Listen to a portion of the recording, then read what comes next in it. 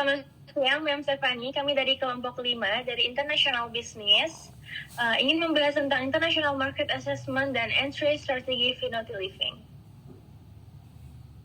Kelompok kami terdiri dari saya sendiri, Regina Inka, dan ada juga Wirda Maulina Nabila, Aksa Pasabika Akbar, Arsijan Nanendra Sudrajat, dan Gavin Konari Arsidi Wahyu.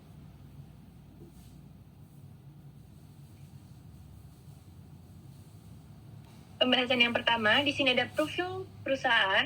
Kami memilih Finoti Living dengan industri furnitur dan dekorasi rumah. Ini didirikan pada tahun 1999 di Indonesia dengan produk utamanya adalah sofa, kursi, meja, tempat tidur, aksesoris interior seperti lampu dan dekorasi. Pasar target Finoti Living adalah konsumen desain modern dan elegan kelas menengah premium.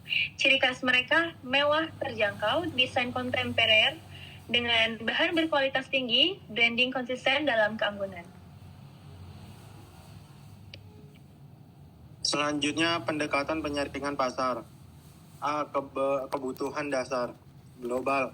Furniture adalah kebutuhan dasar rumah dan bisnis.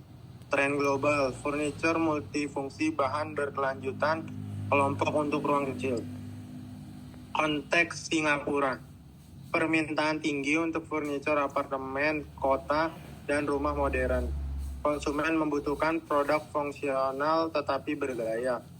Gaya hidup kosmopolitan, permintaan untuk desain elegan dan minimal. Pendekatan penyaringan pasar untuk Finoti Living yang pertama, dari kebutuhan dasar dari pandangan global yaitu furnitur merupakan kebutuhan dasar untuk rumah dan juga bisnis. Tren global saat ini adalah furnitur multifungsi, bahan berkelanjutan dan juga kompak untuk ruangan kecil. Dalam konteks Singapura ini, Finoti Living ini pertama permintaan tinggi untuk furnitur apartemen, kota dan juga rumah modern. Lalu konsumen di Singapura ini membutuhkan produk fungsional tetapi bergaya.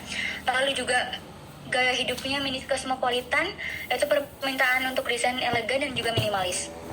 Dari segi ekonomi atau keuangan, untuk global, industri furnitur global diproyeksikan mencapai lebih dari $650 miliar pada tahun 2025. Lalu juga e-commerce mendorong penjualan furnitur lintas batas yang cepat. Dalam konteks Singapura, yang pertama, PDB per kapita itu kurang lebih $80.000, salah satu yang tertinggi di dunia. Lalu juga stabilitas ekonomi, inflasinya rendah. Konsumen di Singapura juga terbiasa membeli barang-barang premium. Lalu biaya distribusi rendah karena kedekatan geografis Indonesia untuk Singapura juga. Jadi sangat pas untuk ke pasar Finoti Living.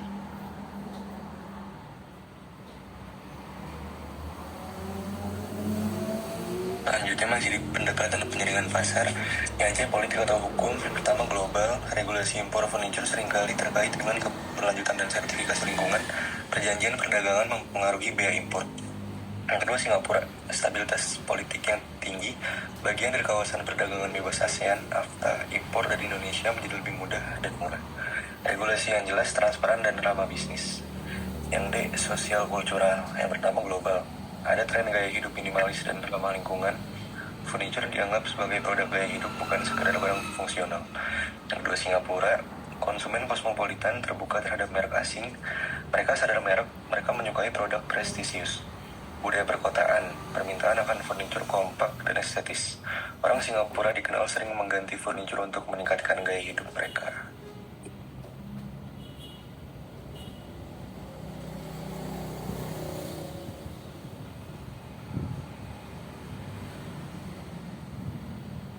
Selanjutnya masih di pendekatan penyaringan pasar. Kompetitif, pesaing global, IKEA, Ashley Furniture, Go Concept, King Living. Pesaing Singapura, IKEA, pasar massal, harga rendah, produk standar. King Living atau Go Concept, segmen premium tinggi, harga sangat tinggi. Pan Emirates, The One, merek lokal yang menargetkan segmen menengah. Posisi Finoti Living, mewah yang terjangkau di antara pasar massal dan premium tinggi. Diferensial, desain gaya internasional yang elegan plus harga. Pemilihan, alasan memilih Singapura. 1. Daya beli tinggi dan populasi urban. 2. Budaya terbuka dan kosmopolitan, sesuai untuk merek premium regional. Yang ketiga, kebijakan yang mendukung bisnis, AFTA, tarif yang lebih rendah. Ya, selanjutnya yang keempat, karena posisi yang tepat penghubung Asia Tenggara bisa tembus pasar global. Kesimpulan, Singapura, pasar ideal untuk ekspansi pertama Vinoti Living. Lalu strategi masuknya yang pertama ada pilihan strategi yaitu mengekspor dengan flagship store dengan resiko rendah untuk menguji pasar, lalu juga dapat mengelola kualitas dan citra merek secara langsung, lalu mengoptimalkan jarak yang dekat dengan AFTA. Dari AFTA itu untuk efisiensi biaya.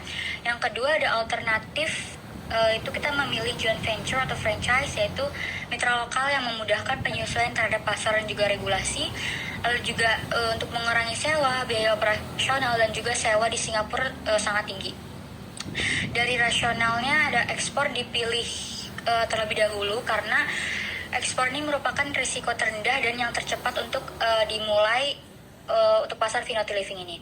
Dan juga berhasil, langkah berikutnya adalah usaha patungan, yaitu yang memberikan peluang lebih besar untuk ekspansi ke Singapura. Selanjutnya ada manfaat dan resiko. Yang pertama, manfaat meningkatkan kesadaran internasional terhadap merek dan mendapatkan pengalaman dalam ekspansi global dan potensi untuk menjadi merek furniture premium di ASEAN. Ini juga pusat Singapura dapat berfungsi sebagai gerbang menuju pasar Timur Tengah dan Eropa. Selanjutnya, tetapi ini juga ada resikonya, yang dimana biaya sewa retail di Singapura sangatlah tinggi dan bersaing melawan merek global yang sudah mapan dan perlu cepat beradaptasi dengan preferensi konsumen lokal. Lalu untuk referensinya ada Vinoti Living official website, vinoti.com, Instagramnya @vinotiliving, World Banknya Singapore GDP Data, lalu ada ASEAN Free Trade Agreement Documents, dan terakhir ada Reports dan Global Furniture Market 2024-2025. Baik, terima kasih. Sekian presentasi dari kami.